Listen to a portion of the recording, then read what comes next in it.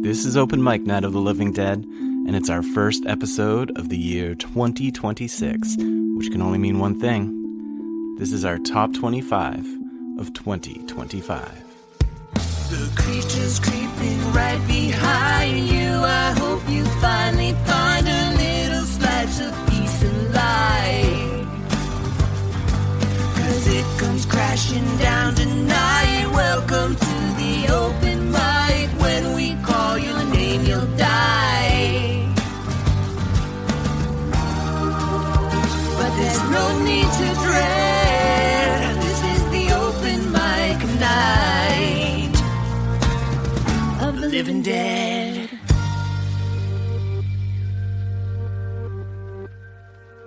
All right. Okay. We made it through a year. Seems hard to believe. Yeah, no, definitely. I'm John. I'm Rachel. And the title of this episode is quite misleading, I think, to some degree, but we're going to stick with it. Yeah, and we did have a discussion about this before deciding on the format for today, but it sounds better.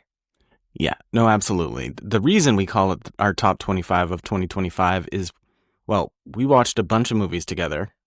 A lot of movies together. Did you get a final count? Not on the movies we watched together because I don't have separate lists for that. I had 191 movies that I've watched, and maybe 4 or 5 of those I watched without you. Okay. So about 180, 185? 180. We'll do a 180 on this podcast. All right, that makes sense. But basically, we've each made a list of our, well, since it's an odd number, and because Rachel's prettier, I let her do her top 13, and I'm doing my top 12. We don't know what each other's lists are. We're going to go through them movie by movie, and if, say, Rachel says for number 13 that she liked Halloween 6, The Curse of Michael Myers, but I have it rated higher, then we wait to discuss the movie until we get to it at the higher part of the list. But I assume there's going to be some movies that we both put in our top list. So at the end of the day, it's not going to be 25 individual movies. It will be between 13 and 25 movies. Right. If we picked all the same movies, there'll be 13 movies. But that's unlikely because we do have slightly different tastes and we rate things differently. And I am so excited for this episode. I love doing this podcast, every single episode. I'm never phoning it in. I love doing this show. It might be the only thing that's kept our marriage together, right? Definitely. Sorry. We've been doing this for, between like pre-production and production, like about a year, right? So I wouldn't say it saved our marriage, but it's made our marriage stronger. Our marriage wasn't in trouble to begin with. No, I was kidding. I know, but it was pretty funny. It is. I will say, though, that if you and your spouse have a hobby that you're lucky enough to share, doing a podcast about it is awesome. So, that being said, this episode is kind of like Christmas, it feels like. I don't know. I'm just excited. I don't know what's on Rachel's list. It's a lot of fun making this list. And I think I've said before, if we made this episode next week, my list could be very different. I definitely have some movies that probably should have been on this that are not, but then some of these other ones I would wish they were on it. So it's not perfect, which is hard for me. One thing that I noticed, also, this is our 26th episode. 26 is exactly half a year, right? If there's 52 weeks in a year. So this is also a bit of an anniversary special for us. And our first episode was our preview episode, our top 25 of 24, which came out in July. Top 24 of 24. Yep, that's what I said. But it came out halfway through the year. But wow, I feel like 6 months is a pretty big milestone. That's the word I'm looking for. Milestone. And without revealing too many secrets of how we got our podcast started, we did record that a bit earlier on in the year, much closer to the beginning of the year.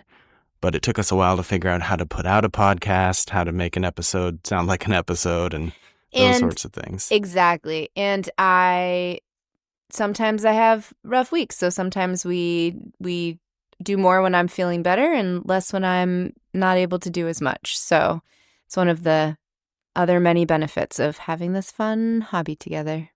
Well, I think we should get started. My idea is we'll do through number 6, take an intermission for honorable mentions, Cool. and then crack back in at the top 5. And then this is also the episode where we do our 60-minute songwriting challenge. It is, although during the 2024 version of this episode, I didn't know that was coming, so I was really unprepared. Today, I know it's coming. Right, but we still don't know what movie we're going to be writing a song about. So. Right. Anyway, you got the odd number out, which means you'll also give your final number 1 last. But why don't you tell me what you have at number 13? At number 13, I've got a 2022 film from Spain called The Coffee Table. Ooh. Not on your list? No. Okay, so this movie was directed by Calle Casas, starring David Pareja and Estefania de los Santos. This movie is about a coffee table and a family visit and a horrible accident in some order. And this is a tough one because the less you know, the better, but also this is an incredibly disturbing film. Yeah, you should know that ahead of time. It is one of the most, you will know in very short order whether this movie is for you or not. However, there are some serious trigger warnings around it. If you are sensitive to anything in particular, maybe look something up about this. I will say, that being said, one of the most horrific setups for a horror film I've ever seen, and also somehow a comedy. It expertly builds the tension, and you really do not know what's going to happen. It is really hard to explain it without giving anything away, but that's why this made my top 13 list for this year. I think, I'm not sure I would watch it again, or maybe I would. I might need to watch it again at some point just to remember it better. It definitely came across my eyes, but I'm not even sure it made it in my honorable mentions, but maybe it deserved to be for sure. But that's a good pick. Yeah, and it's one, I,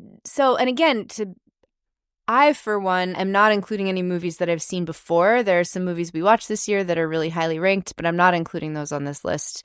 This is really for movies I saw mostly for the first time or for the first time in a long time. Yes, that's kind of the rule for this, which we didn't mention. Right. We don't want to break up the flow too much now that we're started. But I would say, yeah, this is really, for any of the movies we've done a deep dive on in our podcast this year, none of those would qualify because we've seen all those before and that sort of thing. So right. So this is mostly for movies we've seen for the first time or for the first time in a long time. So that I think is why this movie makes this list, right? If this was an absolute list of the best movies ever, probably wouldn't make it. But for the movies we watched this year, this one stood out. It is extremely disturbing. Once again, very high warning on this one. But if that interests you, which it might if you listen to this podcast, check it out. And the movies do not have to be from 2025, which we've said in other episodes, but interestingly enough, 7 of my 12 are from 2025. Wow. As is my number 12 movie, The Ugly Stepsister. Oh, that's on my list. All right, well, we'll hold off. What's your number 12? My number 12 is going to be higher on your list. You're going to be mad at me. It's Weapons. All right, well, we'll wait. It's really low, but we can talk about that when we get there. I'm not going to be mad at you. Everybody else is. That's fine. They're going to disagree with some of because this is my list. This is not your list. This is how this movie, and the reason Weapons is on here, and I'll say this just briefly. Obviously, Weapons, we talked about last week, an incredible movie. If I was making this an closer to objective list of the best movies that I watched this year, this is there in terms of its quality as a film. But this is my list about what I liked and what hit me the most and the hardest. I will watch Sinners again. If we ever have a chance to see it in IMAX, I want to. But for me, of all the movies that got me excited, that I remember vividly how I felt at the end of that 1.5 to 2.5 hours, but it's not at the top. So next up, what's your number 11? This one's from 2009, and it's called The Collector. Oh, that didn't make my list. Talk about it. It really surprised me. It surprised me we had not come across it sooner. And also, I think that's why there's so many movies from 2025 or more recently. It's because over the last few years, we've really watched a lot of the best horror movies over the decades. And there's certainly some blind spots. And I was thinking maybe for another episode, we could look at our list from 2022 or 2023 and do a shorter episode about some of those movies. Oh, cool idea. But we watched The Collector, which came out in 2009, was directed by Marcus Dunstan, starring Josh Stewart, Michael Riley Burke, Andrea Roth, among others. And it's sort of at the tail end of the Saw style movie craze, right? And it takes place in a house where there's basically kind of a breaking and entering situation. We're not doing spoilers on this episode. Right. Tricky. But it's a bit more gruesome than some of the other movies, more violent, a bit of that sort of torture pornish genre, but not over the top. I think it serves the film well. It is of an era, and when I remember it, I don't have a ton of this didn't make my list or even honorable mention, I think. I really enjoyed it, though. I remember liking it more than I thought I was going to. Yeah, we watched it back in April, so that's the other trick, is trying to remember some of the movies that we watched earlier in the year. But it caught me off guard, and then I think a big part of my list is how the movies impacted me beyond just when we watched them, like movies that stick out in my head when we watched it. It really caught my attention.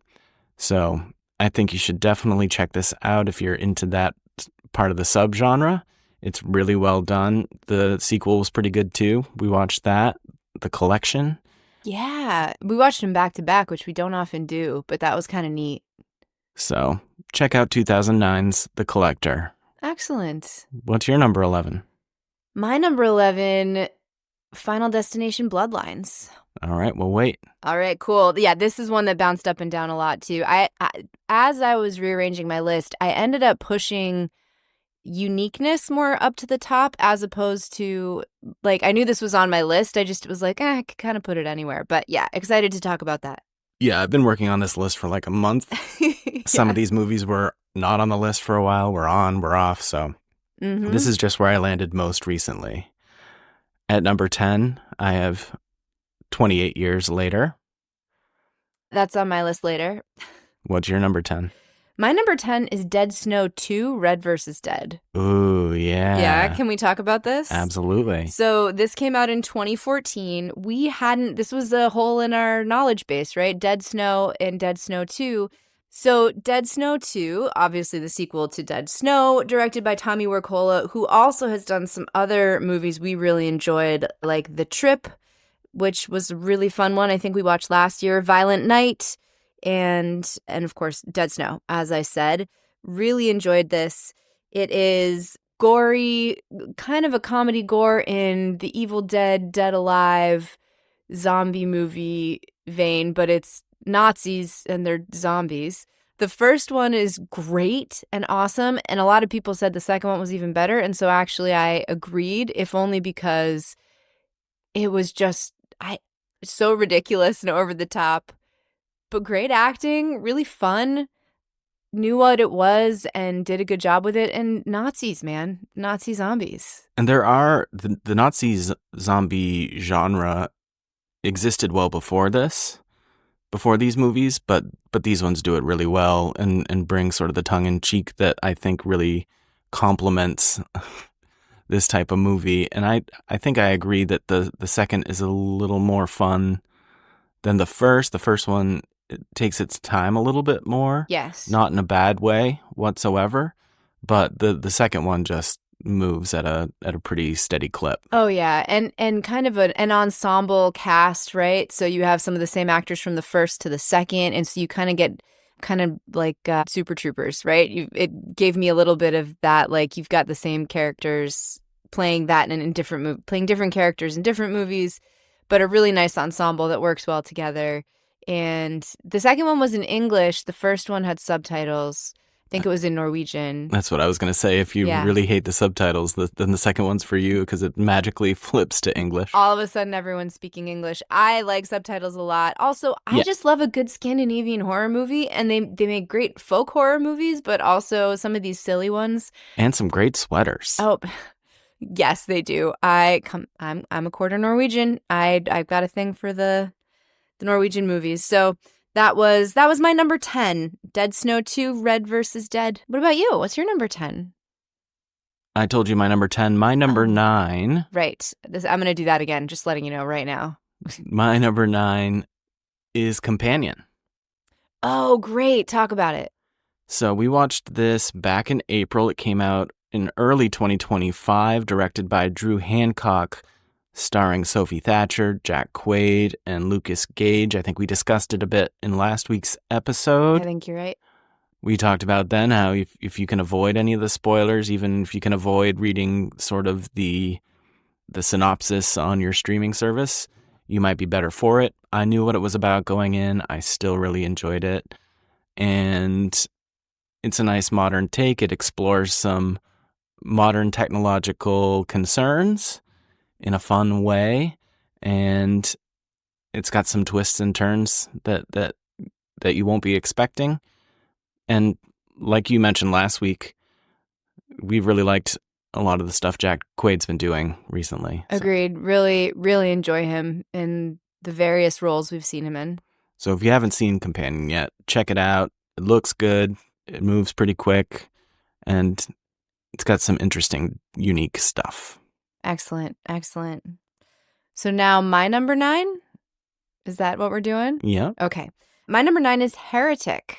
Nice. This was in my honorable mentions. Okay, cool. I wasn't sure because I think we just watched another movie that also had really strong Christian themes, and we just watched Him, which I'm not talking about. I'm talking about this, Heretic. But I think similarly, this movie, Hugh Grant and Sophie Thatcher, who is also in Companion, right? So that's funny that those are close. Directed by Scott Beck and Brian Woods. 2 young missionaries visit a seemingly polite, intellectually curious man, and he invites them inside for a conversation about faith. And so as a seminary graduate and someone who's really interested in theology and religion, I loved this movie. I think it built tension extremely well. Really cool production design. The house, I mean, it's mostly like a one location-ish movie, right? So another trapped inside a house movie. Really asked some interesting questions and answered them in ways that I wasn't expecting. And Hugh Grant was just chewing on the scenery left and right. It was great. It was And it was good to see him in this genre too. And I thought he really did a great job, as did the others. And Sophie Thatcher, I think played a very different part than she does in Companion. So yeah, very different, but equally as strong, I think. Yeah, so that was my number 9. What's your number 8? My number 8 is from 1995, and it's called Mute Witness. Well, hold on to that thought for 1 second. So what's your number 8? My number 8 is Sinners. Yes. So we'll save that for later. I can already hear the villagers coming towards the house with their torches. I was just wondering if I should post this list like on our social media, and I'm almost afraid to. I should just make them listen to the podcast because I might get in trouble. Well, Sinners is on my list a bit higher up, so we'll Cool. hold off. That's fine. Number 7 then? A movie that we can talk about, Final Destination Bloodlines. Excellent. Another 2025 movie. We watched it back in August. It's directed by Zach Lipovsky and Adam Stein. And we've got some actors here that I wasn't familiar with before this movie, which oftentimes I love in a horror movie. It actually makes it a little bit more real for me, if that makes sense. Yeah, totally. Caitlin Wana? I'm not sure how to pronounce that. Santawana? Oh, yeah. Yeah. Ted Briones, Richard Harmon, and of course, the final appearance from Tony Todd. Yeah. Which I hope that's not too much of a spoiler. I think most people know that he passed this, yeah, and that was his last appearance. Yeah, what can we say about this movie? It was a return to form. Last week when we were discussing the movies from 2025, you talked about how we actually watched all of the Final Destination movies this year. I was a little bit nervous when I saw that there's a new Final Destination movie coming out. I always worry when a franchise keeps going like this, but it was really well done. I had no complaints, and in fact, it certainly exceeded my expectations. We've talked a lot about this franchise because we watched it this year, all of it, I think, right? And so kind of watching them all in close succession made it very obvious that some of the movies really did a great job with character development and caring about your characters, and some of them did a really great job with the creative deaths and kind of pulling on those strings. And my first thought after we finished this movie was that it did both of those things really well. So it had characters you cared about, but it also really hit the nail on the head with the elaborate death scenes and kind of teasing you with itself. It is a very self-referential movie. Like, I think I was watching a video essay about this, and they said that Final Destination Bloodlines couldn't exist without the other Final Destination movies to refer to. And that's true. Like, there's a lot of references, but very similarly, tapping into that nostalgia the way that I Know What You Did Last Summer remake did. I think they did some of that, but did it really well. And so I had a really good time with it as a fan of the franchise. If it didn't do some of that self-referential stuff, people would be furious. Also true. People are always furious, no matter what. I thought it was really good and had a really fun time with it. So it was also higher on my list earlier and then bumped it down. So really like this movie. Yeah, I wasn't quite sure where to place it, but this is where it landed for today. What is your number 7? Mute Witness. So now we can talk about that. Yay. That 1995 movie that we watched with Joe Bob earlier this year. I really liked this movie a lot. I think I liked it more than you, right? So it makes sense that it's a little higher. Directed by Anthony Waller, cast Marina Zudina, Faye Ripley, and Evan Richards. I had never really heard of this movie before, except maybe here and there. It's definitely in the slasher subgenre. It's about a mute makeup artist working on a film. So it's a film about filmmaking, which is really fun, especially as we've become more familiar with the filmmaking process and learning about that. So it was kind of cool that they're making a film and that's not just the background, but it's also kind of a key factor in the plot that they're making a film. And the lead actress is mute. She can hear, but she cannot speak, which adds just this whole other layer. And the acting by the lead actress was amazing. She did such a good job. And I'm not sure she spoke English. I think she's a Russian actress. Right, because it takes mistaken. place in Russia. Yeah, it's an American film being made in Russia. So really cool. It's just got always moving, great pacing, not a mystery. But it feels, there's like cops, I guess. Yeah, it's definitely more leaning towards the thriller side of the horror genre. Yeah, for sure. But I just really super enjoyed this movie a lot. I think you just got a physical media copy of this. Yeah, I got the Arrow 4K, Ooh. which I'm excited to watch. It's a great movie for a Friday or Saturday night, I would say. And something you can watch with your loved ones or your friends. I think it's got a little bit of something for everyone, and it is more thriller. So even your friends who are not into necessarily straight up horror movies, I think, would be entertained by it. This is an overall general recommendation for everyone, I would say. I think so too, and that just inspired me. I think maybe one of these days I'll make a list on Letterboxd for horror movies for people that don't like horror, because I think, as we've said a few times, now that we have a horror podcast, we mention that to people, and the visceral reaction from both people who are horror fans and people who are anti-horror fans, people who say, I never watch horror, I would hate it, I can't do it. And as we've learned, there's such a wide variety of films that really some could appeal to people. I would love to have just a kind of a list in my back pocket for people that are like, oh, I'd love to listen, but I'm not sure I like horror. That would be a really interesting thing to explore more. I guess the one thing, the inciting incident of the movie that yep. That part might be tough for some people. That's a trigger bit of warning. Yeah, trigger warning on this one. Different different subject matter from our first recommendation, Coffee Table, but pretty common in slasher movies from the 80s and 90s. But some assault and non-consent stuff goes on. Starts consensual. Yes, exactly. So there is some non-consent stuff, but it is brief. And again, that is something that usually bothers me a lot. And if it were over the top, I think that this would score lower for me. And I thought it was necessary for the plot and was over quickly. I would say that. But yes, thank you for that reminder. I really like this movie. I really want to watch it. Also, it feels like an 80s movie when I think about it, but it's 95, which is funny. It still feels like it's in that grouping of movies that I really enjoy, those slasher thriller things. So yeah, that was my number 7. Well, my number 6 is from 1976. Oh. Close. Omen. The Omen. Okay, hold up on that because that is higher on my list. Well, what's your number 6? My number 6 is Mike Flanagan's 2013 film Oculus. I can tell you it is not on my list, but it was on my list, then it was off my list, then it was on my list.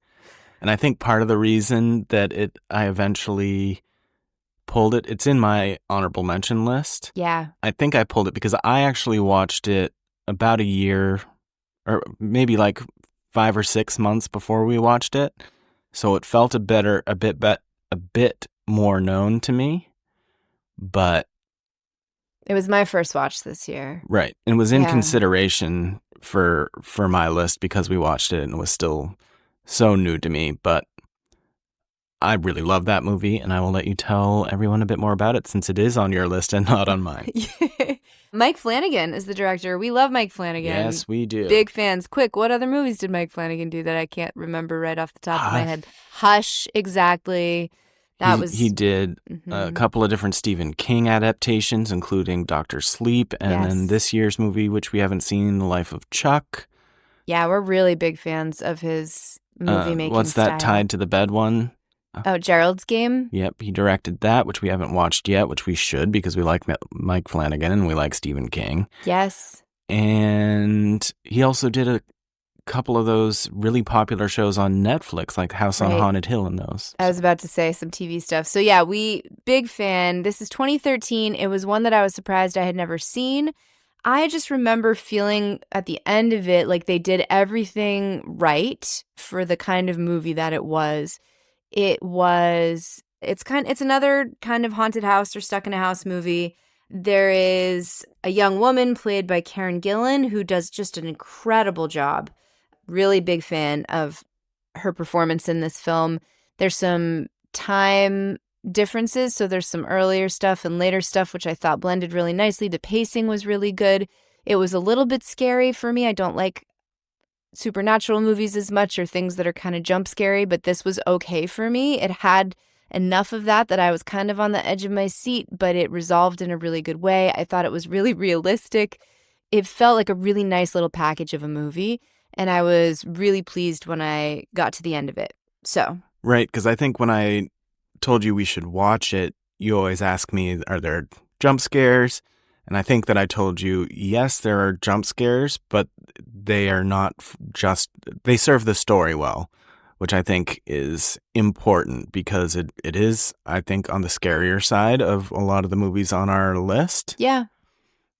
But the jump scares don't come in a cheap way. I would compare it to the jump scares that were in Good Boy, which really scared me, as we talked about last week. Scared me enough into shouting, but because it was so good, I would still watch it again, and I don't like jump scares usually. So I think Oculus is the same way. I remember more feeling just extremely happy with how the story went and the direction that the shape of the narrative took. Not a happy movie, but really, really good, and I really, really liked it. So that was my number 6. Are we at our intermission? Yes. So we're going to take a little break, and then when we come back, we're going to do some of our honorable mentions, maybe 2 to 3 apiece. And then we'll take another break to go into our top 5s, which I actually think is going to be a longer segment than our first 7. Could be. Because we pushed a lot. We did. We had a lot that got bumped to the top, so I'm excited. All right. We'll be right back.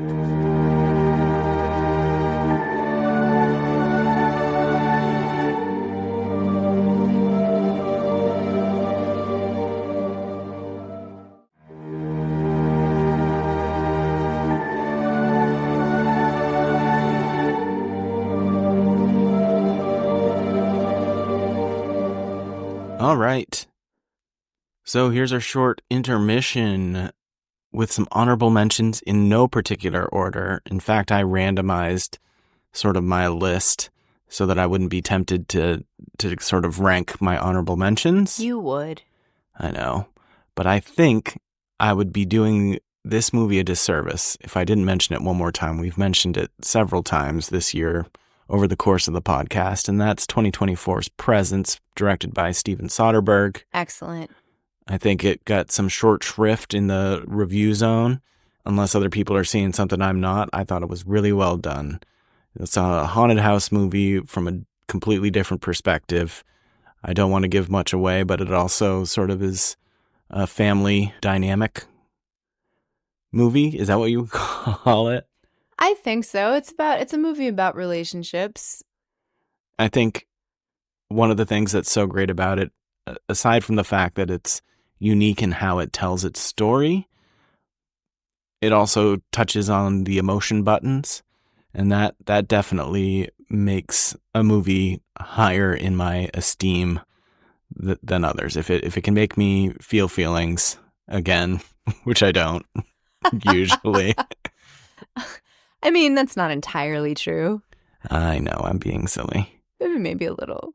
What's something on your list? Baby cakes? That's what I'm calling you from now on. That's fine. I'll take it. Love cake. We talked about this when we talked about movies on grief, but The Ritual, Oh, yeah. 2017, directed by David Bruckner, folk horror, European, Scandinavian vibe. Really enjoyed this one a lot and almost had it on my list a few times, but kind of a really nice counterpoint to The Descent. So we talked about this in our Descent episode, but I was surprised I'd never seen it, given that it came out in 2017, but highly recommended. So let me see. What do I want to talk about on here? The one movie that not only could have been on my list, but it could have been at the top of my list, and it's not on my list at all, I'm so intrigued. is Black Swan. Okay. I think out of all the movies we watched, objectively, I think it's just an outstanding film from the filmmaking perspective, the acting. It was directed by Darren Aronofsky, came out in 2010. I'm sure many of the listeners are familiar with it. It stars Natalie Portman, Mila Kunis, and Vincent Cassel, so you've got some top-notch actors from a top-notch director. We watched it really early. We watched it on like January 3rd, according to my notes. Yeah, and actually, we did talk about this in episode 2 when we did our kind of follow-up, because we did, what movies did we watch in January that would have made our list. So I'm not surprised that this is your pick. I would say, again, you're right on with that. Objectively, one of the best movies we've seen. Really high quality, really uncomfortable. Oh my goodness, so uncomfortable. Yeah. Beautiful. And that might be part of it. It might not be one that I'd be racing back to watch again, but I definitely would watch it again. So, Oh yeah. what else you got? We watched Assault on Precinct 13 this year. Yeah. For the first time, John Carpenter, of course, 1976. This is John Carpenter and Deborah Hill's first movie together, and it is really good. Pacing is good. It's got that sweet 70s vibe, some pretty brutal kills, which I think is what made us really want to watch it, because we saw some clips from it when we were in Vegas in 24 at the Jamboree. And we got to see some clips of that. We saw one clip in particular, and I was like, "Oh, we really got to watch that," and we did. So I think if you've never seen it, it's great. It's got that grimy 70s Carpenter feel, the great dialogue that he and Deborah Hill seem to have, especially in those early partnerships. Really, really fun early John Carpenter movie. Yeah, and I really didn't know what to expect going into it. I didn't know a lot about it, and I really enjoyed it. Yeah, and it's interesting. It kind of had that relentless it explores some of the same themes in a really different setting as Halloween, I think, in terms of the inevitability of violence in particular. So less supernatural, creepy stuff and more, human, what humans are capable of. But yeah, I'd check it out. What other recommendations do you have on your honorable mention list? One more, maybe?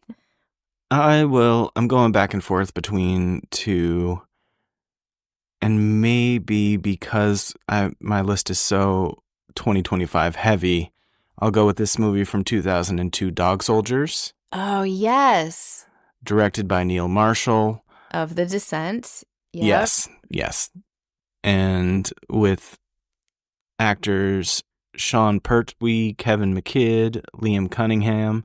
It's about a squad of soldiers who are on a training mission in the Scottish Highlands, and they must hold out through the night against, some of the threats surrounding them there in the wilderness. And I don't want to give too much away, when we first started watching it, the quality of, and actually I've heard some backstory on the quality of the visuals. I think it has to do with them transferring it from one medium to another medium. Things got degraded a bit, but I guess now you can get some higher quality. I'd love to get a 4K of this movie to see what the filmmakers were really intending for the visuals. But at the end of the day, once we started getting into the story, I was less taken out by the visuals and very brought in by the story and the characters. It's a big ensemble, and it's unique and a lot of fun. Yeah, agreed. That was the second time we'd seen that, I think, but still really enjoyed it, and especially paired up with The Descent would make a nice double feature. Absolutely. Or any of those movies from the early 2000s. It's got that sort of early 2000s digital feel. So it might even pair up nicely with like 28 Days Later or something. Ooh, yeah. Good call. Give me one more. Oh man, I'm really torn. I think, okay. I'm going to go with Death Race 2000. Oh, yeah. 1975. I've got a couple of more modern ones on here that are more genre than horror, but I think, and this one even is maybe more genre. It's a dystopian future, and this is where, getting 10 points for hitting an old lady comes from, right? It's a cross-country race directed by Paul Bartel, David Carradine, and very young Sylvester Stallone. Really fun movie. Just, again, that 70s, man, that 70s vibe. Letterboxd, now that I have a really big log of movies, has informed me that my highest ranked decade of films is in the 70s. So I think if I didn't have that data, I would tell you, oh, I love 80s slashers, but it turns out that my highest ranked films consistently over hundreds of films at this point is movies from the 70s. So I do have a soft spot for this time period, and also pretty telling to watch some of these movies from 50 years ago where they're kind of predicting how society could become what it's become, where we just watch other people suffer for entertainment. Like, The Running Man, of course, there was the new Running Man movie this year, but Blade Runner, any kind of dystopian from like a long time ago. And yeah, maybe it's not quite like that, but it's not far off in some ways. So really interesting satirical look at what we could have and maybe kind of became. Yeah, no, Death Race 2000 is definitely a romp. Does not take itself too seriously by any means. This one is just a fun time, a wacky time, and I would highly recommend it as well. I think this would be a fun one to watch with They Live. Yeah, no, absolutely. Kind of have the same era-ish perspective on it. So yeah, that was another one I really liked this year. So the only other movie on my honorable mentions list that we didn't talk about was Together from 2025, directed by Michael Shanks, starring Alison Brie and Dave Franco, which is a good look at dependence. What's it? Codependence. Yes, thank you. I rely on you for those kinds of things. I had a couple more movies on my honorable mention list. I'll be real brief. Getaway from 2024 Yeah. with Nick Frost and Aisling B. Also, The Howling from 1981, Joe Dante, Yeah. which was really fun. And two that are more genre, but still we watched and were great. 1 Hour Photo from 2002 and Edge of Tomorrow from 2014. Yeah, I probably would have included 1 Hour Photo, but I watched that a million times back in the day. It was my first time, so it was really stunning. But yeah, those are some other movies that I would love to talk about, but we just don't have time. So yeah, those are our honorable mentions. Shall we get back into our top 5 then? Yes, let's give them the in-between music. I should have titled that music. Yeah. I'm going to call it Rubber Baby Bumpies. What is it? Rubber Baby Buggy Bumpers? Oh, I knew you'd get it. I almost didn't. You are like the Allison Brie to my Franco. Dave Franco. Let's be clear. Thank you for clarifying. All it's right. important. We'll be back in a moment.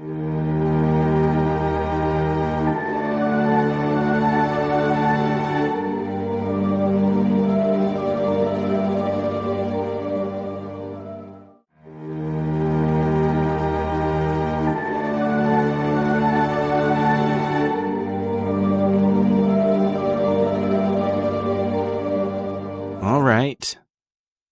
Okay. I love that song, Rubber Bunkers. So is it me? I think it is you, yeah. We're doing our top 5s. This is getting exciting. This is really exciting, although I think we might, if we were logical, we might be able to figure it out, but I'm not sure. I'm not sure either. I'm starting to think we might have the same number 1. But that's good. I doubt it. Maybe. I'm getting too ahead of myself. Okay. Anyway, number Actually, 5. All right, let's do it. From 1986. With all its perfect mid-80s charm and humor and delectability, that the stuff that I watch 80s horror movies for, Night of the Creeps. Yes. I don't know why it took me so long to watch this movie. I wish I had seen it years ago so I could have watched it 100 times by now, but I've still got time to make those views.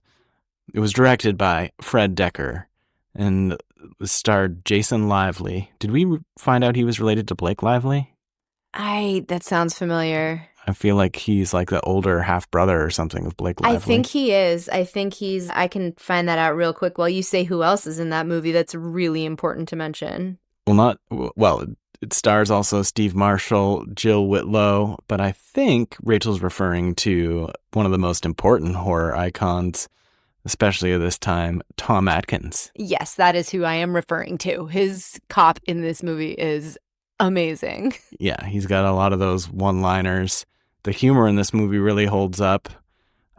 You always wonder sometimes if it's going to translate, and in this occasion, it certainly did. Oh, it did. This almost made my list. This was on and off a few times, so I'm so glad that you brought this up.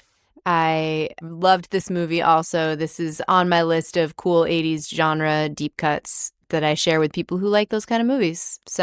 And it's about an alien parasite that crashes into Earth and starts turning people into zombies. Right. I barely remember that part of it just because I just remember the characters and loving them so much. Really great characterization. Make a nice double feature with Fright Night, I think. Yeah. You could call your movie marathon Fright Night of the Creeps. That's awesome. I love it. Love it. Yes, he is Blake Lively's older half-brother. Wow, nailed it. I don't remember much of anything. I don't know how you remembered that at all. I guess I just have a lively remembrance of this movie. I see what you did there. What's your number 5? My number 5 is 2025's Dangerous Animals, or 2024. I think it was one of those movies that was made in 24, released 25. It definitely came out this year, at least in the States. Okay. So Dangerous Animals, directed by Sean Byrne, starring Jay Courtney, Hassie Harrison, and Josh Houston.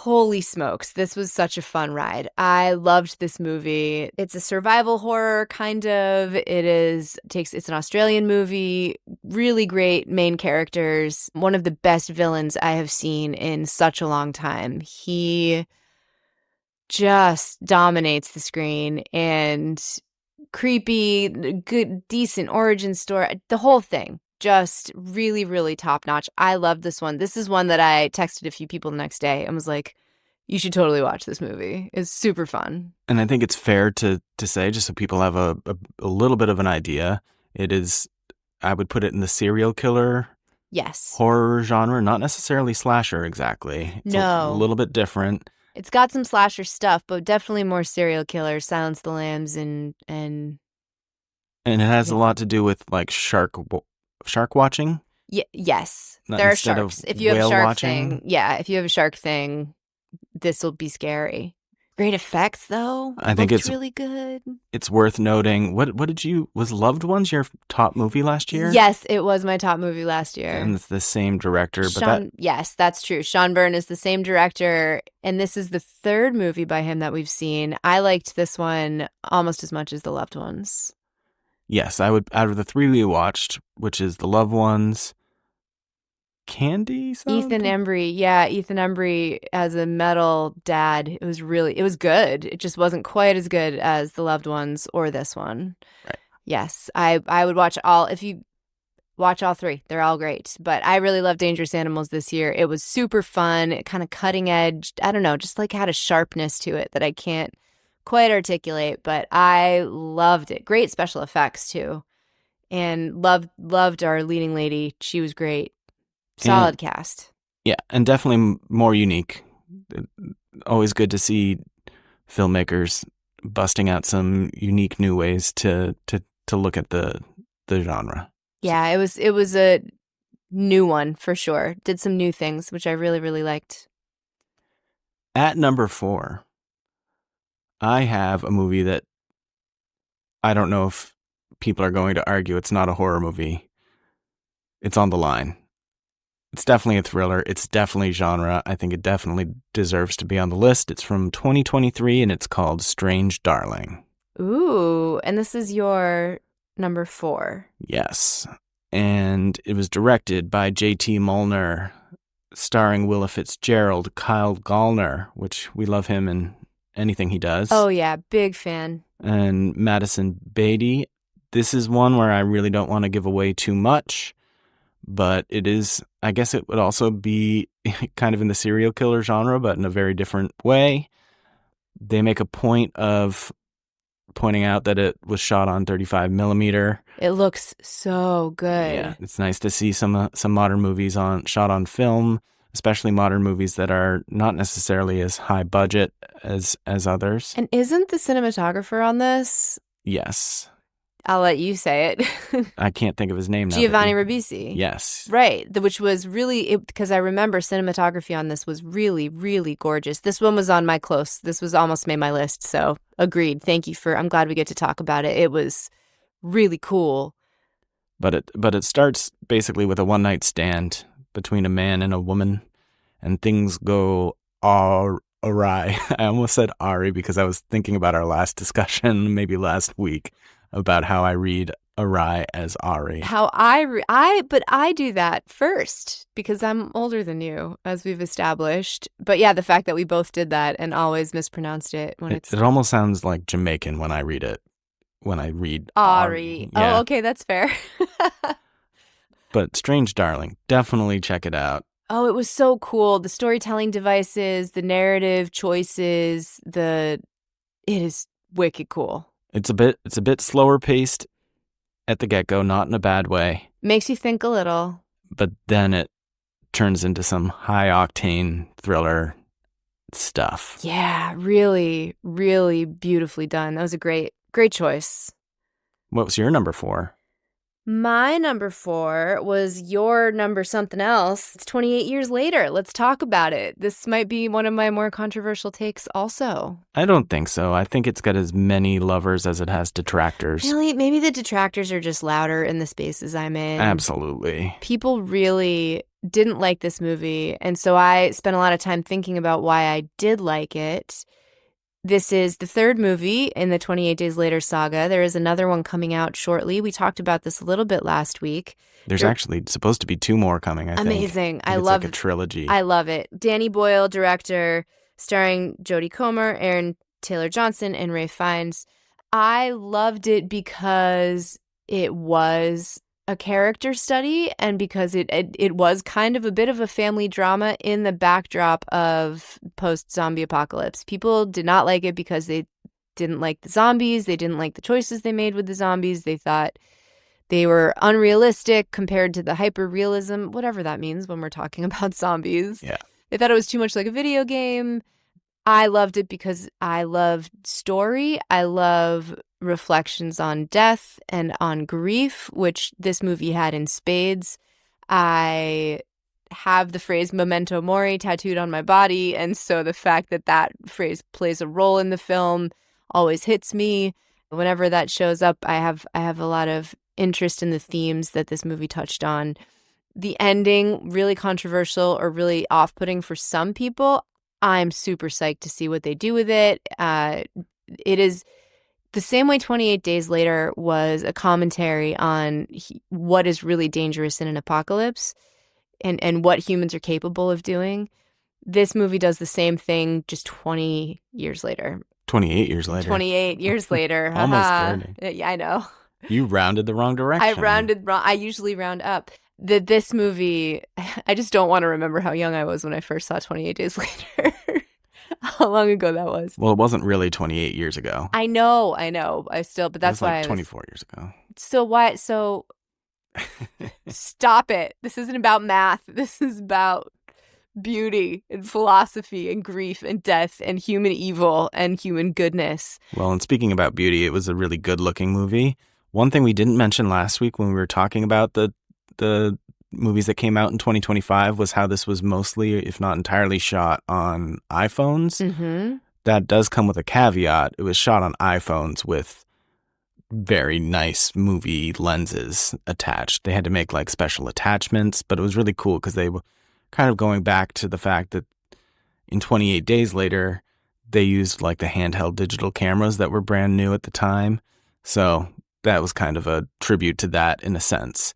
But you wouldn't look at it thinking that it was filmed on a phone by any means. But they were actually able to pull off some cool tricks using the phones as well, which some of those like 360 shots where they had like 100 phones all in a circle to anyway. It's got some really interesting filmmaking on top of the story that was really well done as well. Yeah, I was so excited when this movie ended. I was really nervous about how I was going to feel because I loved the first one, kind of meh about the second one, but really loved this one. You were not kind of meh about the second one when we watched it this year. I think you liked it quite a bit. You were surprised at how you felt about it, was my memory. Maybe remembering my first experience of the movie and overlaying that on this year's. But I think of the three, when I'm looking at the three of them, I think I really liked the second one, but I liked it for different reasons. And I don't think the second one does. The second one is more of a mainstream movie that you would like. So I enjoyed it as a mainstream movie, but it did not hit the same chords for me as the first one and the third one did. The first one and the third one made me think a lot more. And I think the second one just entertained me more. So as a trilogy or as a group of movies, as a series, I'm a huge fan. But I'm okay with things changing and trying different things and being different things at different points, as opposed to another franchise that maybe has more consistency between the films. I think this one really does different things and succeeds at those things. So, which is probably another reason why some people didn't like it as much. Yeah. But I think that is one approach to doing a franchise, and I think it is a strong one and a good way to do it. Sometimes is to not be following the formula from movie to movie. I think Chucky Child's Play franchise does that too really well. Right.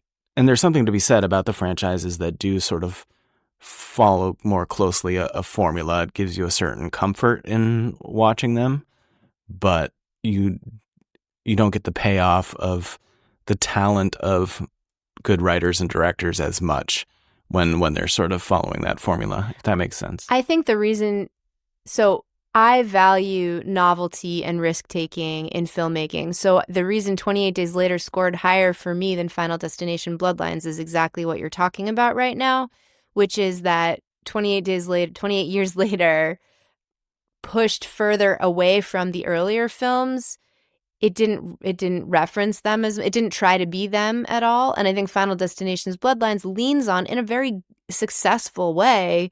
I loved both films, but 28 years later was a better experience for me, and they were both great. So I think that kind of is the difference there, though. Oops. I'm using my hands so much right now because I'm really excited about this movie. So if you like movies for the same reasons I like movies, you would probably really like this. But that is my number 4, 28 years later. What is your number 3? All right, we're getting into the top 3. This is it. And for our song that we'll be doing in a bit, it's going to be one of our top 4 movies. So we've entered the realm of the movies that our song might be about. Oh, this is exciting. My number 3 is from 2025, directed by Zach Cregger. It's Weapons, starring Josh Brolin, Julia Garner, Alden Ehrenreich, Benedict Wong. I love Benedict Wong. He's so good. And I think, we talked about it a bit last week. In the opening segment, you learned that 17 kids from the same classroom go missing. And the movie is about sort of the town's reaction to that and their investigation into what happened, where did these children go? And it's divided into chapters, all from sort of a different perspective of one of the main characters, which I liked that approach to the filmmaking. And it was all just really well done. There's, we know now after doing a bit of research after watching it that there are, some deeper themes involved in it as well.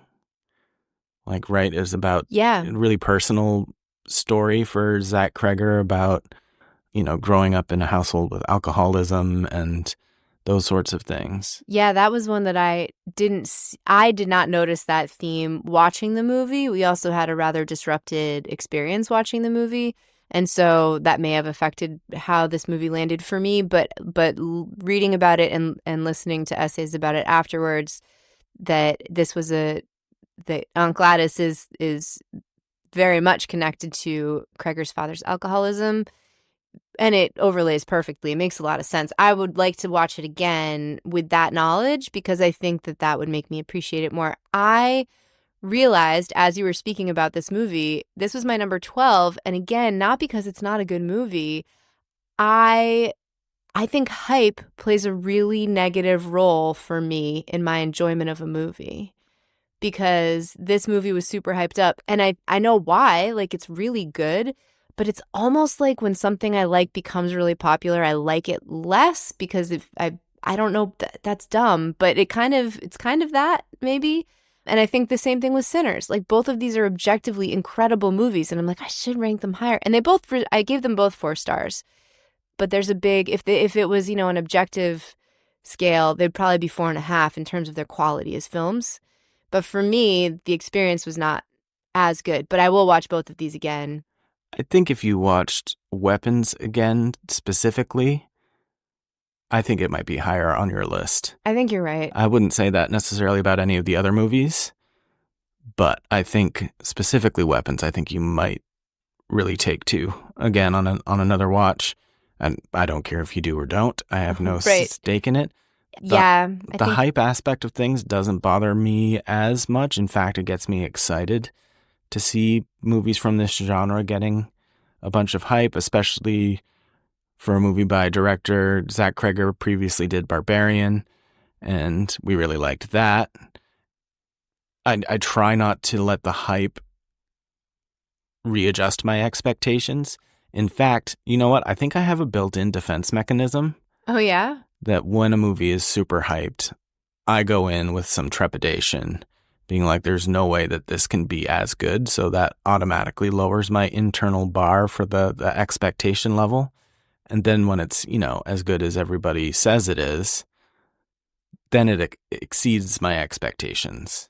That's fair. And I go into them with the same trepidation, though, kind of like, I don't know. And also maybe just a lot of the movies that I love, other people don't. And And so if other people do like it, then I don't know. Maybe I'm not sure why these things hit. I do think that the hype for these two movies in particular changed my perception of them, which is a bummer because Maybe you go in a bit more cynically. but it's not about I'm already going in cynically, and then maybe I'm just like, I'm not going in expecting it to be awesome, but then when it is what it is, I'm like, oh, well, it's a great movie. Like, or maybe you go in kind of picking it apart more. Maybe that's it. Maybe I'm looking to see because a lot of things that everybody likes, I don't like. So maybe I'm looking for reasons not to like it. But I do think it hits on a lot of themes that are important to me. And especially, child loss is really difficult as a parent. And I think that that's a piece of it. But no, the performances were stellar. The narrative structure was great. The writing was clever. I remember watching The Matrix my freshman year of college.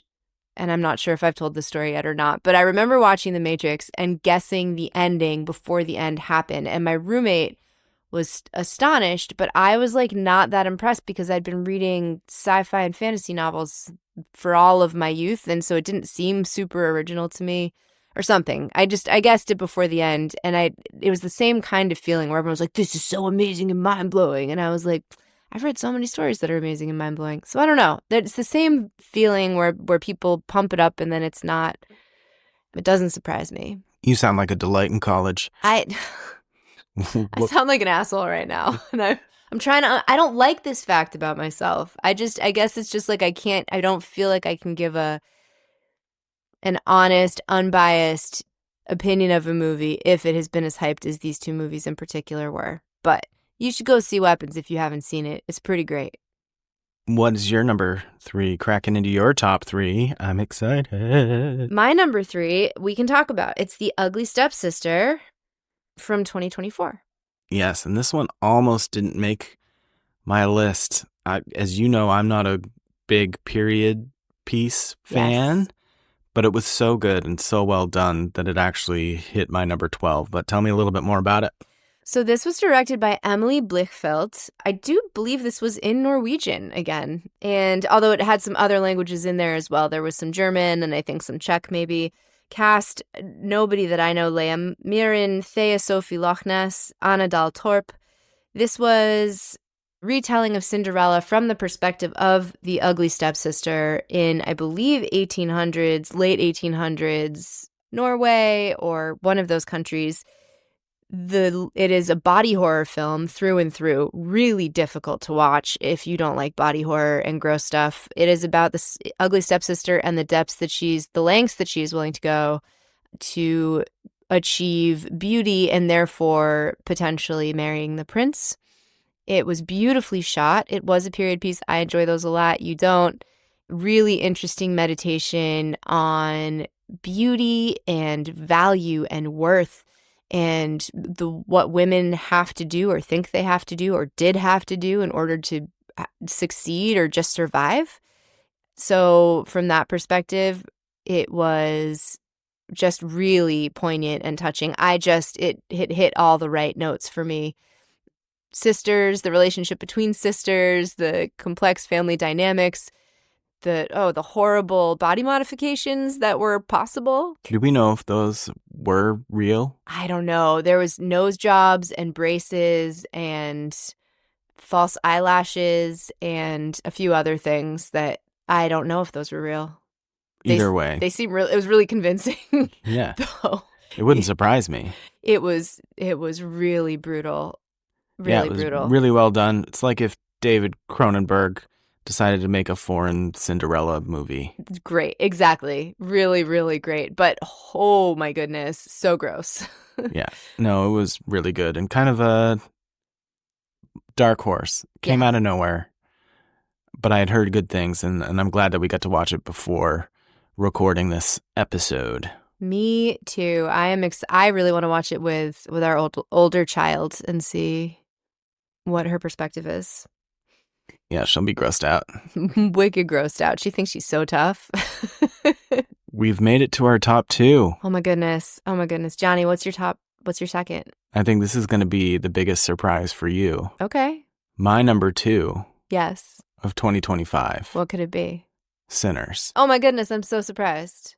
So I think if we're going for bang for your buck, entertainment, big film, this would be number one.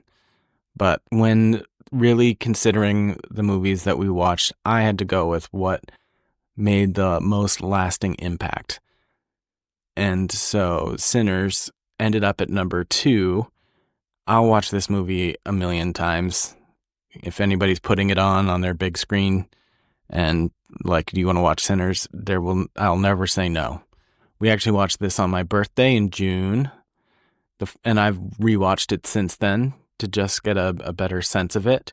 It was directed by Ryan Coogler, starring Michael B. Jordan, Haley Steinfeld, and what was the kid's name? I forget. We talked about Macon. But we talked about this last week in our 2025 year in review. Takes place in Mississippi in 1932. It's about twin brothers, some criminal twin brothers, moving back home from Chicago and trying to start their lives over by opening up like a speakeasy. Yeah. And things don't go quite as anybody plans or imagines it would. I think if you can go into this without watching a trailer, without reading a synopsis, you might have your socks blown off. I kind of knew what was going to happen, and it didn't ruin it for me. But the second time that I watched it, I was trying to kind of clock it. You might not know it's a horror movie until about 45 minutes in. And it's a little over 2 hours long, but it really takes that long before any element of horror is presented. Aside from maybe the very first opening scene when the kid comes into the church and you see that he's been through something. Yeah. But you might not even clock that as horror. That could be anything. And it is beautifully shot. The music is essential in this film. The music itself really kind of has a central role in the movie, which is awesome and unique for this type of film. And I don't know, it's really good. Really kind of a masterpiece. It is a masterpiece. And I also think as I'm meditating on why these two big movies were lower down on my list, I also knew that I know which movies you really like and that we're going to get to talk about. And so I know that a lot of people have seen those movies because they're so popular. And there's a reason. They're really good. I really can't wait to see if Sinners is nominated for an Academy Award? Yes. I think it will be. I think it'll be nominated for Best Picture and in some other categories. Best Picture is the one I'm the most curious about. I'm sure other categories, that's almost I can't imagine it not. But Best Picture doesn't happen very often with a horror movie. And I think Sinners does what all of our favorite movies do, which is looks at deeper themes through the medium, right? Like looks at these cultural issues and problems and puts them up for us in beautiful color and lets us examine them from all angles. And I think a lot of films try to do that and kind of succeed, and Sinners just hits every note. So yeah, 100% belongs at the top of all of these lists. Absolutely. What's your number 2? My number 2 is The Omen. Yes, 1976. We've talked about this a couple times. We talked about, family film directors that also do horror. So Richard Donner is the director here. Gregory Peck, Lee Remick, Harvey Stevens. I gave this is one of my only 4.5-star films that we watched this year. I watched this movie for the first time my freshman year of college. I was in New York City. It was the first semester of college. It was in the dorms, and they played it in the common room. And I just remember getting so angry. Again, I was a delight in college. So angry because people kept laughing at it. And I was like, this is not funny. This is crazy. It's so good. I loved it the first time, but that was 25 years ago. And so we rewatched this year. And it was really neat to watch in context of some of the other movies that we watched this year. I mean, if you haven't seen The Omen, it's 2026 now, so 50 years ago. A diplomat adopts a mysterious infant. deaths start to happen, and it's creepy and it's weird, and it's got that 70s beautiful vibe. Filmed in England, or it takes place in England. I'm not sure if it was filmed there. I knew more about it when we watched it. I know. We looked up a bunch of stuff. I feel like we could I think we'll do a deep dive on this someday. Like it'll pop up eventually. It's such a rich text, and it has so much in it.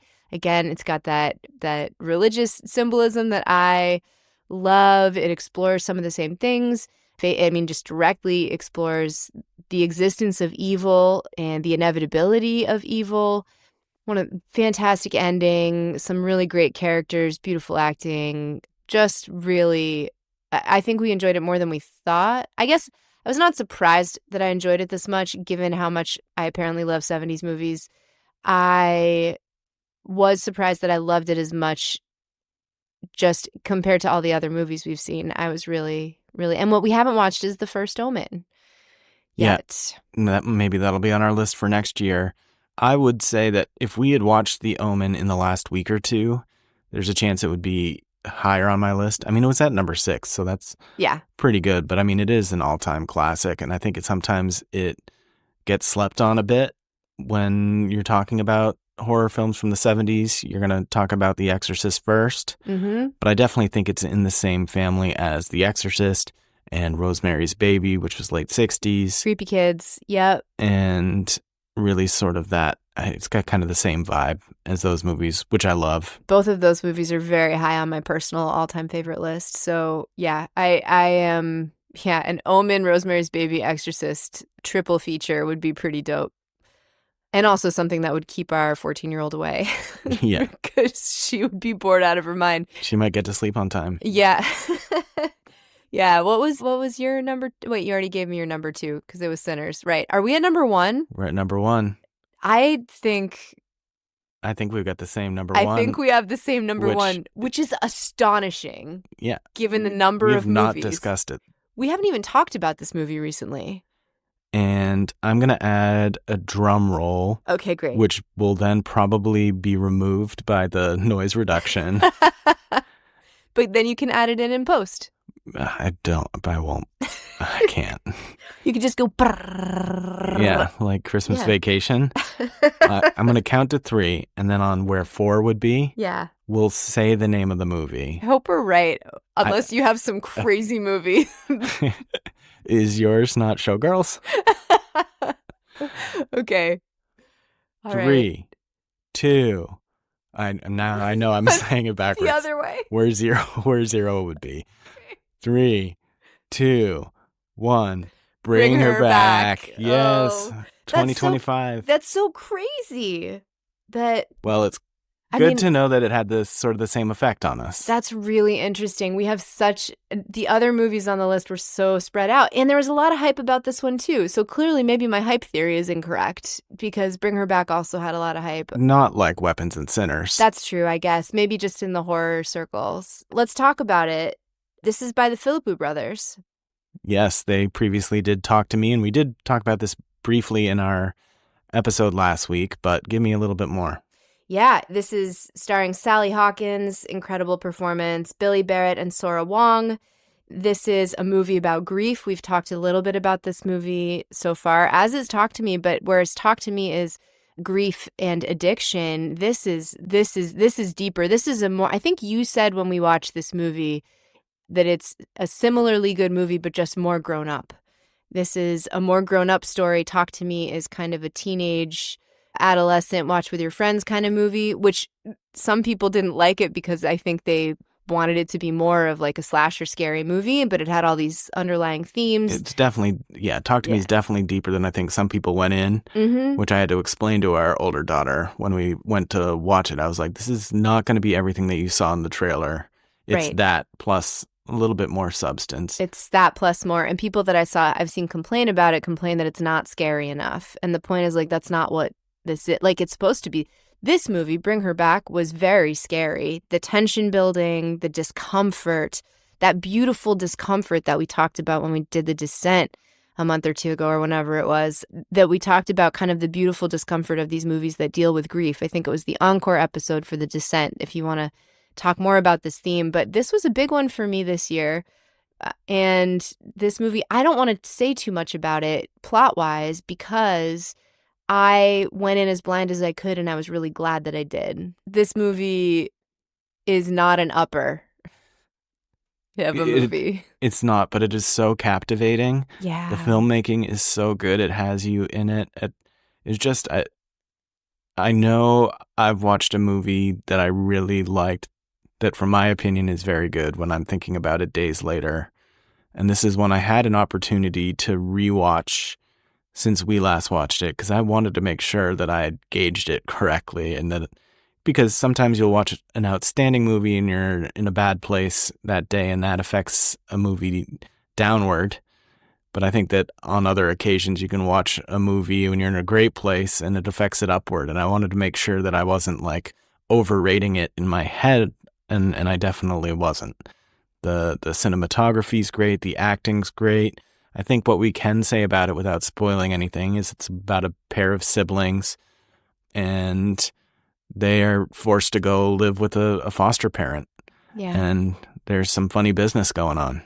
Oh, creepy, funny business. It is disturbing, set your teeth on edge, like kind of gripping the couch, wincing as you watch, but it is so lovely. You know how we've talked about how modern horror very often will build this tension and then before the gore. So it doesn't open with gore, and it's maybe a long time until you clock the horror. Like you just said with Sinners, and we've talked about Midsommar and Hereditary, some of these other things that are often labeled as elevated horror. Bring Her Back fits in that group, in that it's not gory from the beginning, but there are several scenes of, I mean, a little bit. There are several, the really intense scenes, and you know the one I'm thinking about if you've seen it. Those ones hit hard, but they are not the whole movie. But when they hit really hard. So yeah, this is a disturbing one, body horror kind of stuff, maybe. And there's no fat on it Yeah. whatsoever. It's Every shot, every line, everything is part of the deal. Is necessary and enhances. I would say that the very opening, I feel like some people might, at the very opening, 5 minutes or whatever it is, 2 minutes, 3 minutes, kind of gives you a glimpse into the world of what the movie's looking at. And I think that made me think the first time we watched it that maybe it wasn't what I was expecting and that I might not like it as much, but I was wrong.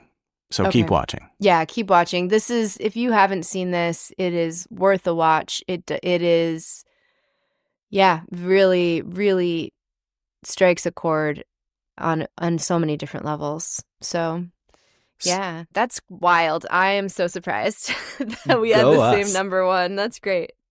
Speaking of striking a chord. Oh boy, I'm nervous about this. Don't be nervous. There's no wrong song. You do better under pressure anyway. I do better under pressure. When I have a really strict deadline, I do better, and that's often how I write. But I don't know. It's fine. How are we going to pick our movie this year? Well, I know that Santa brought you some new dice. When there's more than one, it's dice. And I asked you to bring in one of your 4-sided dice. Actually, I asked you to bring in one of your 3-sided dice. You said, bring in a D3. And I was like, what are you talking about? It's the third movie in the Mighty Ducks trilogy. FYI, for those who don't have polyhedral dice, there is no D3, but there is a D4. And that's what I have. And one of the sets of dice that Santa brought me are a set of resin dice that have little purple-headed mushrooms with white spots inside. So they're like clear and sparkly with little mushrooms on the inside. And it's so, so cute. So that is the die that I have chosen for us to roll which film. So how is this going to work? Whichever number we roll, that is the number of our countdown that we have to write about? Yes. Okay. And so there's a chance we could write about the same movie. There is a chance. I might opt for us to write about different movies. Okay. But so like roll twice? So one more time, just tell me what your top 4 movies were. Sure. Bring Her Back, The Omen, The Ugly Stepsister, and 28 Years Later.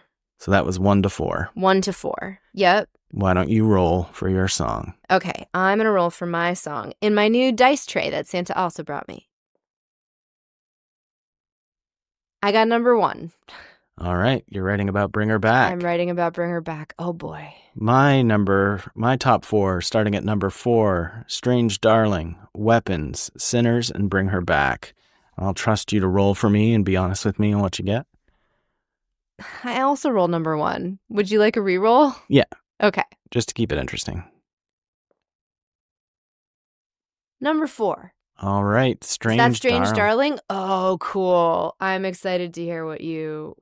And I'm going to do it without spoilers. I'm not sure how I'm going to do it. This is the movie I watched most long ago. I did not second time watch Bring Her Back, so I'm not sure. I might have to go watch like a synopsis of it or something. So how much time do we have? You said an hour? Yeah, 60 minutes or less. All right, setting the timer. And we're really doing this. We're not gonna like say that we are doing it and then take a couple days to do this. I'm setting my timer right now. I ain't got time for that. No, ain't nobody got time for that. So here we go. My watch will only do 59 minutes and 59 seconds. So here we go. Ready and go.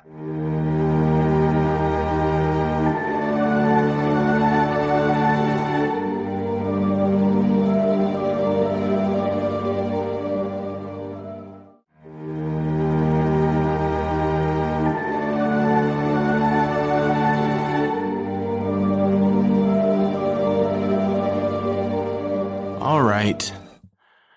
We took exactly 60 minutes. That's awesome. And I don't know how I feel about my song. I haven't even had time to process it. You don't have a microphone, I'll just remind you, so don't say anything important until we flip around. Okay. And we've decided I'll go first just for ease of recording setups at this point. We're both a little tie-tie, but excited. This is my song inspired by Strange Darling. I think it's fairly spoiler-free. It might not seem like it, I don't know. But this is called The Demon. And I've written it from the perspective of Kyle Gallner's character. And I'm going to try not to be terrible.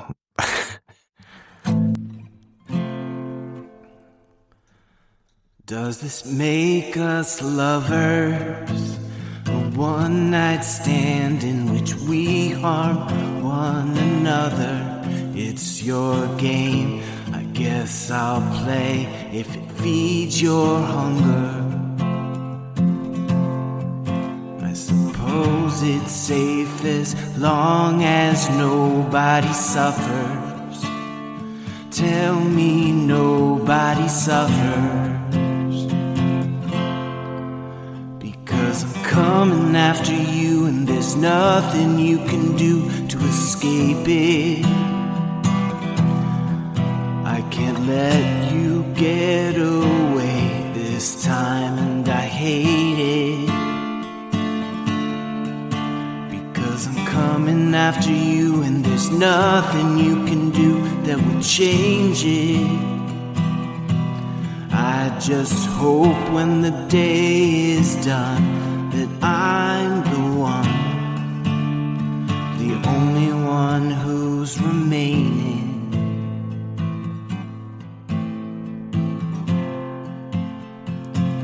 Who could have seen this coming? You brought it up at the start, but somebody's bluffing. You don't know me or my name, and all I know is you're stunning. I suppose it's safe as long as nobody suffers. So tell me nobody suffers. Because I'm coming after you and there's nothing you can do to escape it. I can't let you get away this time and I hate it. Because I'm coming after you and there's nothing you can do that will change it. I just hope when the day is done that I'm the one, the only one who's remaining. It's almost like we were meant for each other, but now you're running for cover, because I've got your number. Yeah, it's almost like this night was meant to be, because you finally met your match in me. Because I'm coming after you, and there's nothing you can do to escape it. I can't let you get away this time, and I hate it. Because I'm coming after you, and there's nothing you can do that will change it. I just hope when the day is done that I'm the one, the only one who's remaining.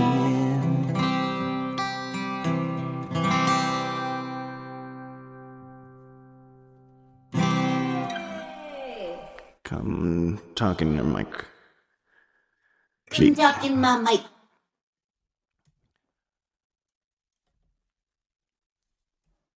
I had a hard time getting my breath right for singing. It's, I think, one of the biggest challenges of writing a song so quickly is those edges and like those little things that make it kind of live in you, right? Like when you work on a song for a week or a couple days, you sing it over and over, or at least I do, sing it over and over and over again and find where it sits. And a lot of times what it sounds like in the first hour is not where it ends up. So that's a big part of this challenge. Like I can hear places that were rough on that where I know you would nail it more firmly, like after playing through it and deciding, oh, I want to take a breath here. I want to put emphasis here. But that's part of the fun, right?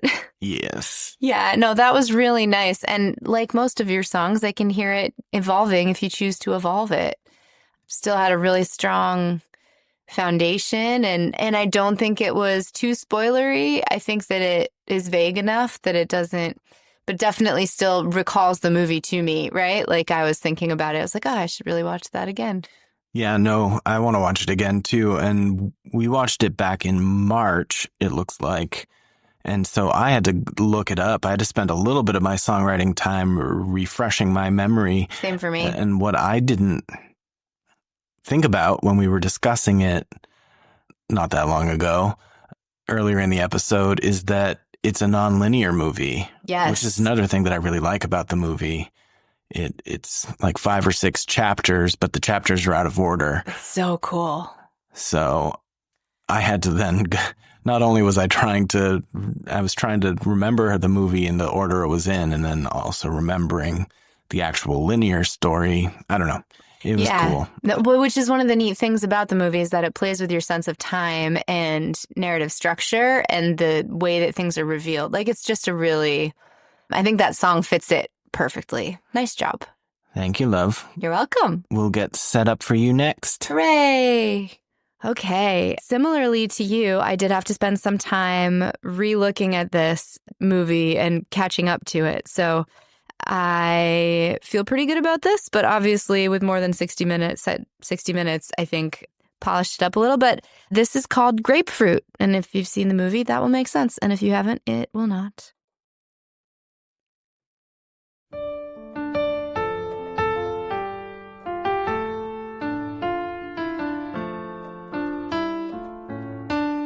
To keep you safe from the wide world, I will keep you far from the words that cut, the looks that bite. Your shield I'll be from day into night. Truth I'll tell when your safety I can assure, and your protection from a world so cruel.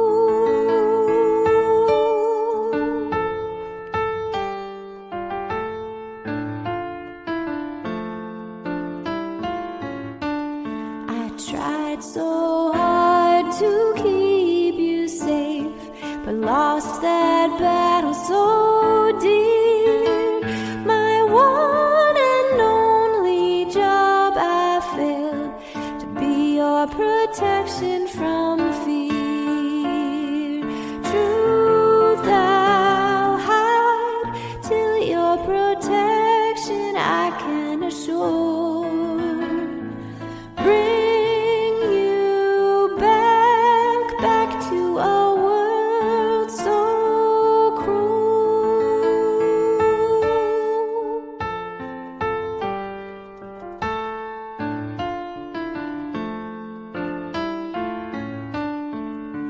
I never knew how far you'd go, how deep your love would dive, and I never asked for you to take my hand and save my life. Truth is all I ever asked of you, so let me go and now come back to you.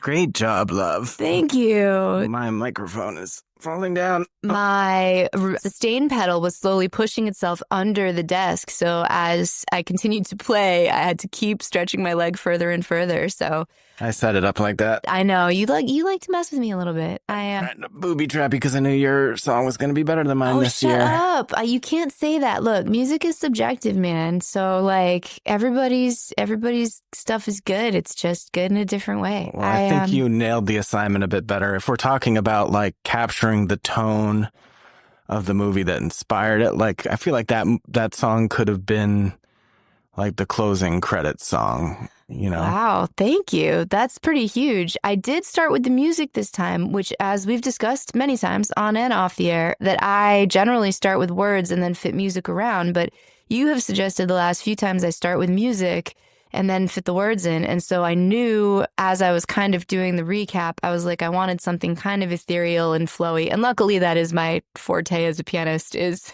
lots of arpeggiated chords with very simple chord progressions. And so I knew that's where I wanted to go. And I also have discovered that there is staff paper on my Kindle notebook that I'm able to write on. And so I was able to write out a melody. This is the first time I've used notation when writing a song. Usually I just kind of wing it. But this time, so I tried a few new things. I think I feel like I've evolved as a songwriter over the last 6 to 11 months significantly, just from all of these challenges. Yeah, no, I mean, definitely. This time around, I felt like I could have used maybe 15 more minutes because kind of when the clock, I think last time we didn't keep as exact a time either. We didn't. It was like an hour and a half, 2 hours, and I was like cooking in the middle and kind of thinking about it while I was cooking. So it was less pressure. I think you're right, though. 15 more minutes. By 60, I think I finished the bridge when I had 2.5 minutes left. And so I was like, okay, crap, run through it once. And then like went over maybe like 30 seconds to finish a run through. Well, the interesting thing about the challenge, I mean, it's kind of true for the other songs that we do over the course of we are still limited as a songwriter, just a general songwriter who's not writing for a weekly or a bi-weekly episode. You know, you kind of write whatever strikes you. You don't necessarily have an assignment. And some songs I've written in 15 minutes and some songs I've written over the course of years that they're still not finished. But it's interesting starting on something like this. You kind of have to hope that your initial inkling is going to get you to a place that you're satisfied. Yes. So because you don't have enough time. By the time I had my first line down, I think I was 25 minutes in and I was like, well, I guess that's the direction we're going. No time to play around with key or try another way in, right? It's like, I hope I don't paint myself into a corner. Yeah. I got stuck in several sections as I was writing, at least, well, I guess lyrically and chord structure, but more lyrically, which sometimes that comes pretty quickly once I get going. And it's like I had the opening couple of lines and I really liked it. And I was like, okay, here we go. And then I realized I was stuck in a couple of places, but I think we both succeeded at the end of the day. I think so too. I'm pretty impressed. I also am realizing that I have literally no excuse for ever not having my song done. Well, you could On fool time. me. Seems like you've always got excuses. I've got excuses, but none of them are legitimate or valid. So if I had 3 days to write that song, I think putting the timer on it though makes me not second guess myself. It's not, once I start, it's usually a 2 or 3 day process, and it always has been like that for me. So usually I would write a verse and then like sit on it for a day and then come back and write the second verse. So being forced to do it this way, definitely, I don't know, maybe for our next song, I will force myself to write the song in the first sitting and then allow myself a couple days to polish it. And maybe just I have to be my own disciplinarian when it comes to this. I think it will be less stressful for me if I do that to myself. Well, we'll find out. I guess we will. Yeah, Final Destination. Next tune. All right, I guess, yeah, that's it. I guess we're losing light. Let's wrap this show up. Let's do it. All right, be right back. I said that before.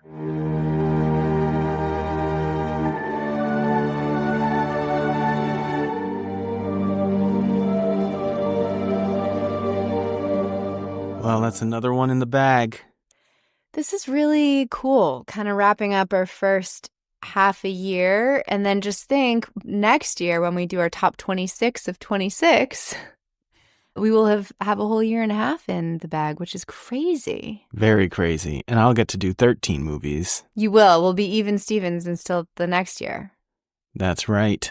Well, as always, you can find us on the socials at OMNLD Pod, anywhere where you socialize electronically. Yeah. Please do. I would love to hear your opinion on where I was wrong, because I think there's plenty of places for debate and healthy debate, and also what movies we didn't talk about that you think we should talk about. What did you watch this year that we should definitely watch in 2026? We would love to hear from you. Yeah, I know we definitely have some blind spots. We haven't seen Frankenstein yet and some other movies. And of course, we'll probably find some old gems as well over the course of the next year, which I look forward to. Yeah, and if you've been hanging out with us for 26 weeks at this point, you might know what kind of things we might be into. So if there's a cool, weird 70s movie, send that my way. And I don't think we've landed yet exactly on what we're going to do for the encore episode for this, but we will be back with that next week. We'll do something fun and interesting that ties into sort of what we've watched over the last year, or maybe what we've watched between now and then. We'll see what happens, but we'll be here next week. And I guess that's it. Do you have anything else to say? I don't think so. I think just thanks for hanging out. It's been really fun, and I am still flabbergasted and so happy that we ended up picking the same number one movie. I think that is about the sweetest way I could think to end last year and start this new year. So here's to the next year. Yeah, and apparently if you haven't seen Bring Her Back, you better go watch it. Cool. All right. Well, see ya. Bye.